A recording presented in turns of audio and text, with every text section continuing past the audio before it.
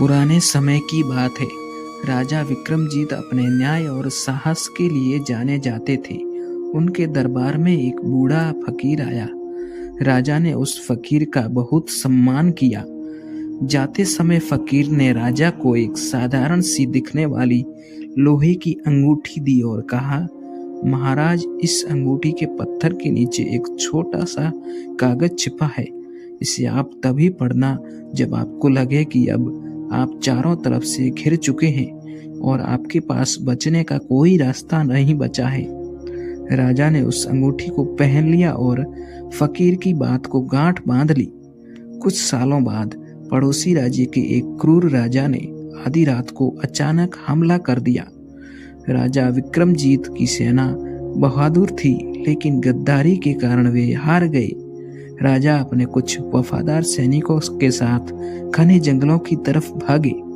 भागते भागते राजा अपने सैनिकों से बिछड़ गए और एक गहरी खाई के किनारे जाकर फंस गए। पीछे से दुश्मन के घोड़ों की टापों की आवाज पास आ रही थी।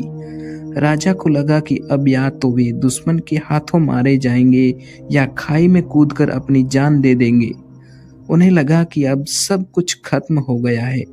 तभी उन्हें फकीर की दी हुई अंगूठी की याद आई। राजा ने कांपते हाथों से अंगूठी का पत्थर हटाया और वह छोटा सा कागज निकाला। उस पर सिर्फ 4 शब्द लिखे थे, यह भी कट जाएगा। राजा ने उन शब्दों को 3 बार जोर से पढ़ा।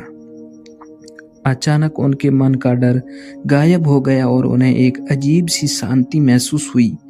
उन्होंने सोचा, जब सुख के दिन नहीं रहे तो ये दुख के दिन भी सदा नहीं रहेंगे।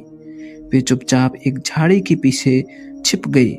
दुश्मन के सैनिक वहां से गुजरे, लेकिन अंधेरे के कारण वे राजा को देख नहीं पाए और दूसरी दिशा में निकल गए। कुछ समय बाद राजा ने धीरे धीरे अपने वफादार सैनिकों को इकट्ठा किया, फिर से अपनी सेना बनाई और अपनी बुद्धिमानी से अपना राज्य वापस जीत लिया। जब वे दोबारा सिंहासन पर बैठे तो उन्होंने वह अंगूठी फिर से देखी और मुस्कुराए। उन्हें समझ आ गया था कि वक्त चाहे अच्छा हो या बुरा, वह ठहरता नहीं है। तो दोस्तों, इस कहानी से हमें यही सीख मिलती है कि परिस्थितियां चाहे कैसी भी हो, कभी हिम्मत न हारे। ये याद रखें कि समय हमेशा बदलता रहता है। अंधेरी रात कितनी भी लंबी क्यों न हो, सवेरा जरूर होता है। दोस्तों, अगर हमारी ये कहानी अच्छी लगी हो तो कृपया हमारे इस चैनल को सब्सक्राइब जरूर करें। मिलते हैं अगले वीडियो में, तब तक के लिए धन्यवाद।